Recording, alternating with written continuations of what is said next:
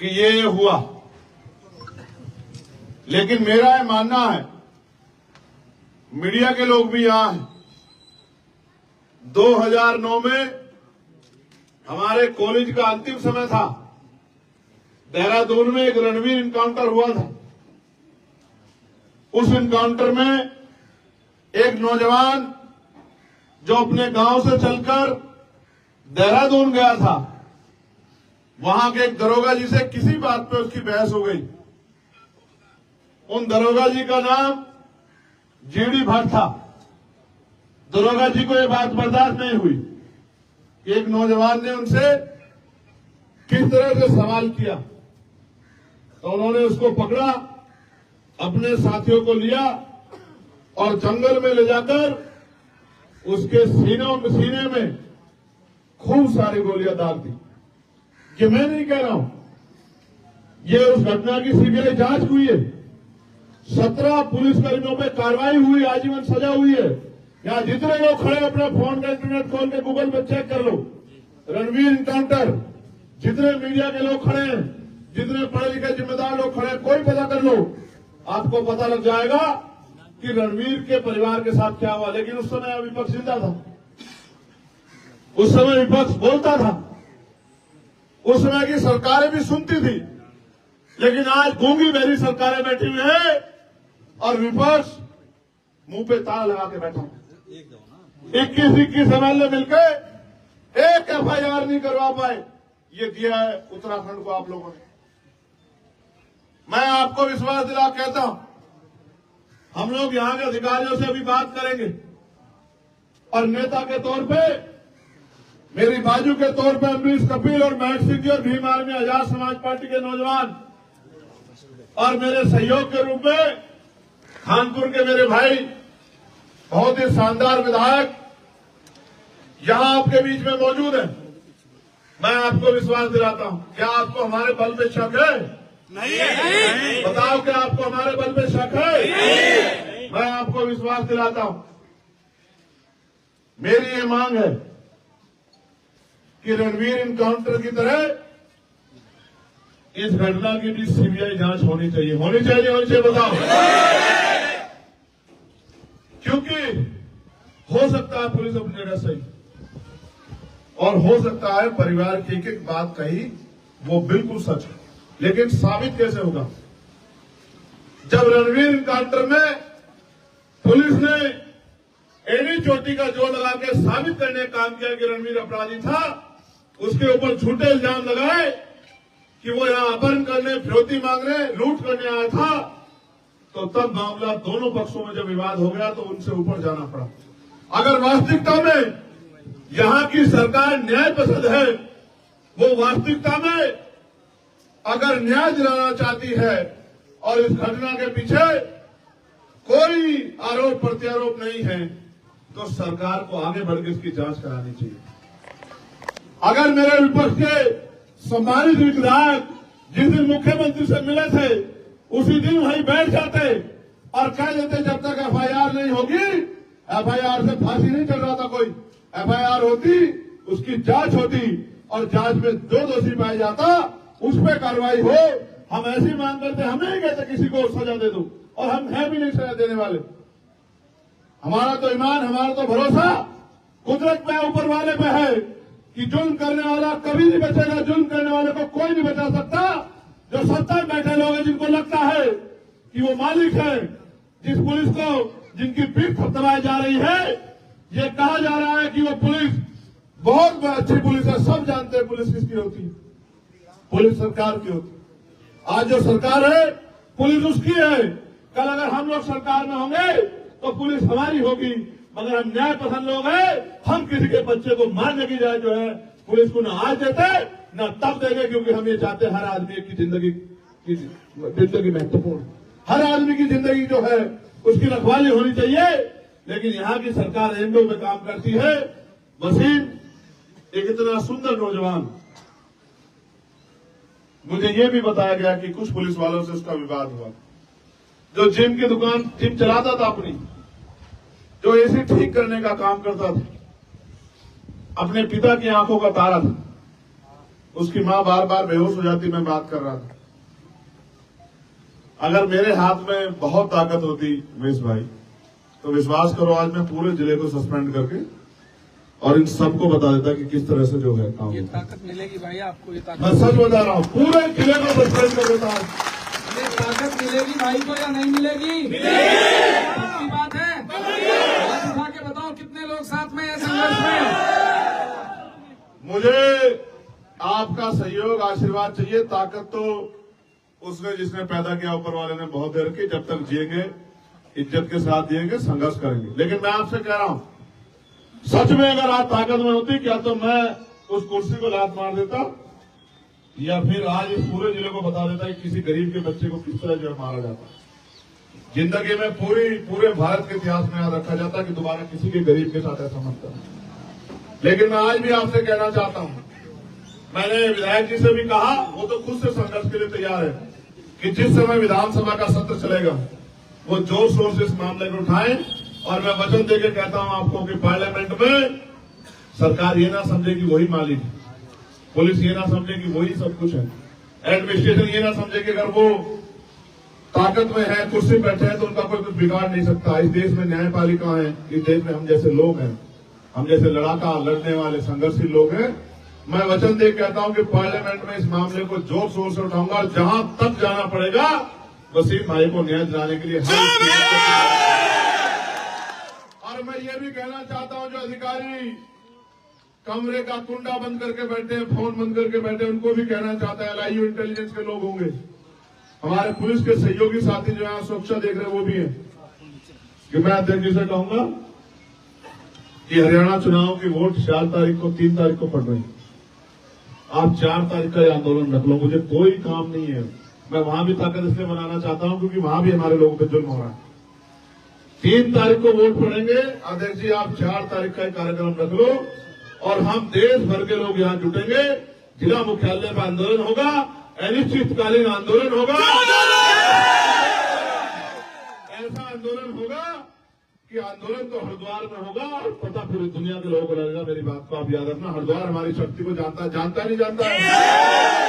हम संविधान को मानने वाले लोग हैं, हम नहीं कहते किसी निर्दोष पे कार्रवाई करो। मेरी पुलिस से मांग है कि सबसे पहले कई ऐसी घटनाएं हैं, उत्तर प्रदेश में कई ऐसी घटनाएं हुई हैं, उत्तराखंड में भी कई ऐसी घटनाएं हुई हैं, मध्य प्रदेश राजस्थान में भी जहां पुलिस के लोगों द्वारा अपराध हुआ है। अपराधी को बचाने का मतलब है अपराध को संरक्षण देना। आज एक वसीम के साथ हुआ, अगर हम लोग चुप रहे, कल किसी और वसीम के साथ होगा, कल किसी और महक सिंह के साथ होगा, कल किसी और अमरीश के साथ होगा, कल किसी और उमेश के साथ होगा। आपने नहीं देखा एक ब्राह्मण समाज के बच्चे को ही गोली मार दी गई, यही आरोप लगा के उसके पिता रोते हुए कह रहे थे कि मेरी आंखों के आंसू का हिसाब होगा, ऊपर वाला हिसाब करेगा। मैं ये कहता हूं कि ऊपर वाला भी हिसाब करेगा और नीचे जो हम जैसे लोग हैं वो भी हिसाब के लिए तैयार है। हम भी हिसाब किताब में पीछे नहीं है किसी से। मैं आपको विश्वास दिलाता हूं, माननीय अध्यक्ष जी कहूंगा सारे काम छोड़ दो, अभी से गांव जाना शुरू करो और 4 तारीख को हम लोग, उमेश भाई आप भी समय निकाल के रखना, आप और हम सब लोग मिलके बताओ चलोगे नहीं चलोगे? बताओ, एक ये ऊपर जो लोग बैठे बताओ चलोगे नहीं चलोगे? ये तुमसे एक और बात कहना चाहता हूं, आज नहीं कहना चाहता था, इन निकम्मे नेताओं के भरोसे मत रहो। ये इनको तुम्हारी मौत पे भी, तुम्हारी लाशों में भी इनके आंख से आंसू नहीं टपकते। मेरी बात को याद रखना, इनका कोई भरोसा नहीं है। एक बार खड़े होकर देखो मेरे साथ, अगर किसी ने किसी गरीब की तरफ आंख उठा ली तो मेरा गिरवान आके पकड़ लेना। मेरी बात को याद रखना, मेरा नाम चंद्रशेखर आजाद है।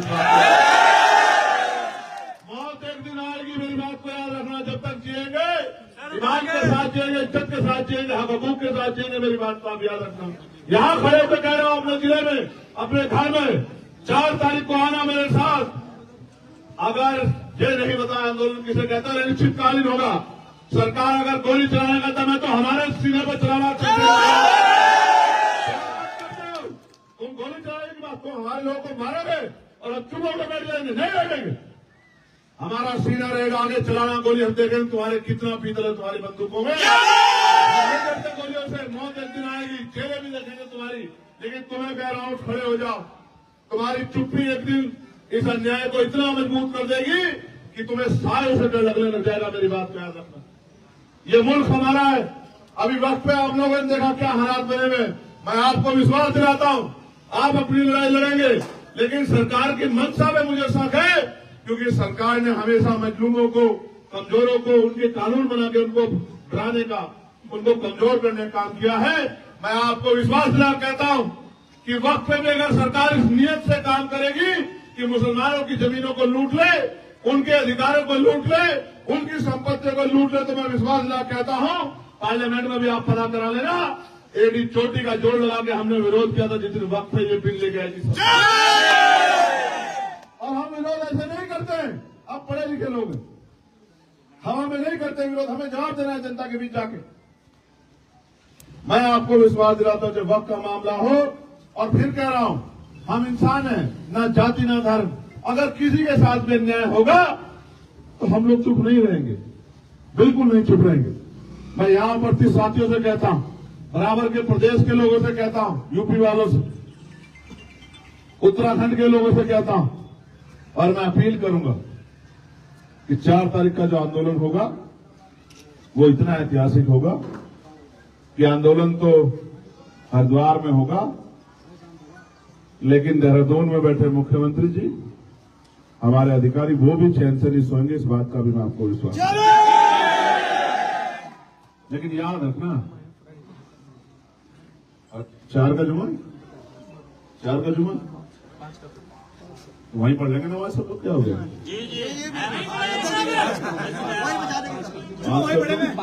पाँच तारीख तय कर लो, बताओ मैं जी 3 कर दूं, 3 कर देता हूं, छोड़ दो। 4 को क्यों चक्कर में पड़ रहे हो? 3 तारीख 3 ठीक है। ये 3 मेरा बहुत अच्छा दिन है। वहां है ना हरियाणा में, मेरे 3 का ठीक है, ठीक है 3 का। 3 का नहीं है चुनाव, 5 को वोट छोड़ेंगे, 3 का प्रचार का आखिरी दिन है। तो प्रचार करके आओगे ना फिर? हाँ ये भी है, 5 सर छोड़ दूंगा मैं प्रचार। नहीं 5 तारीख पक्का? 5 तारीख अच्छा 5 तारीख चलो सर, डन होगी। क्यों 5 तारीख 5 कर दो। चलो अच्छा, दिन तय कर, अभी तारीख दोबारा सुन लो। 5 को इन्होंने पिछली बार रुड़की में किया था, और इस बार 5 को होगा हरिद्वार। और जितने लोग यहाँ खड़े हैं ऐसे ऐसे मुट्ठी बंद करो, ऐसे वादा करो मुझसे कि एक आदमी 10 लोग लेके आएगा। आगे नहीं आओगे? पक्का? सोच लो, जेल जाना पड़ सकता है, लाठियां खानी पड़ सकती है, सोच लो। इस हौसले के आगे तो पहाड़ झुक जाएगा मेरे बहादुर साथियों। अभी हौसले की वो कहते हैं ना कि संघर्षों के साय में घनघोर जवानी पलती है, और इतिहास उधर झुक जाता है जिस और जवानी चलती है। ये जवानी और बड़ों का अनुभव 5 तारीख को इनकलाब लिखा, नोट कर लो डायरियों में। क्या तारीख? दिन है शनिवार, और संडे की छुट्टी बनेगी भाई। रोटी का भी व्यवस्था करके चलना। आंदोलन एक दिन का नहीं होगा, आंदोलन तब तो होगा जब तक हमारी मांगे पूरी नहीं होगी।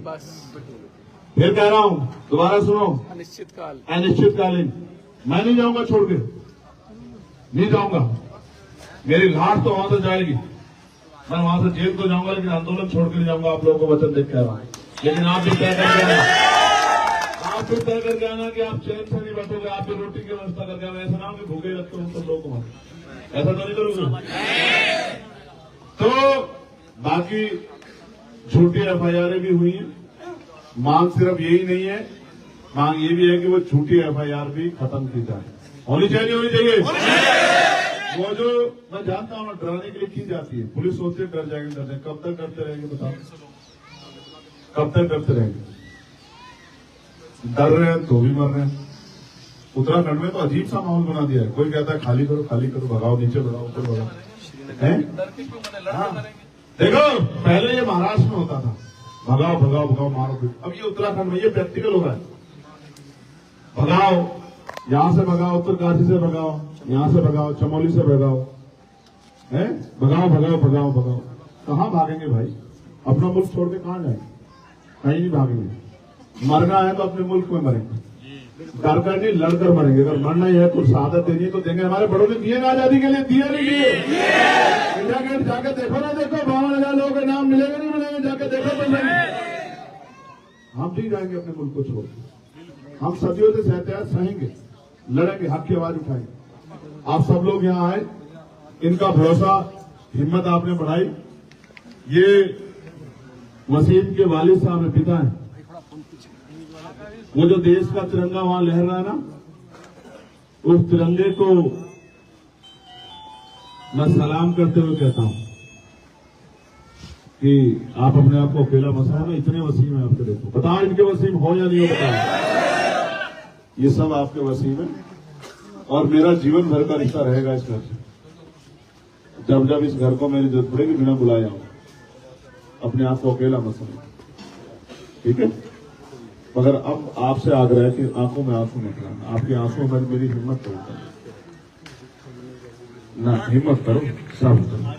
हम सब लोग प्रार्थना भी करते हैं, दुआ भी, कि आप लोग जो हैं आप लोग सब्र करो, ठीक है? आप सब लोग यहाँ पहुंचे। यहाँ तो मेरी लोकसभा के लोग भी चले आए, मैं विधायक जी को बता रहा था। अभी उधर सरदार साहब को, जावेद साहब को मैंने देखा, उधर ये खड़े थे, देखो इरफान भाई और सब लोग। और भाई यहाँ तक आगे मैं तो देख रहा था कि ये इनका मेरे बगैर जी नहीं लगता। जबकि मैंने तो कल का प्रोग्राम बना लिया कि भाई एक दिन कोशिश करके चुनाव छोड़ के जाके वहां जो है रह के आता हूँ, ठीक है? तुम लोग मुझे मिल लेना अभी, क्योंकि मुझे अभी मेरे 2-3 कार्यक्रम में मैं निकलूंगा, ठीक है?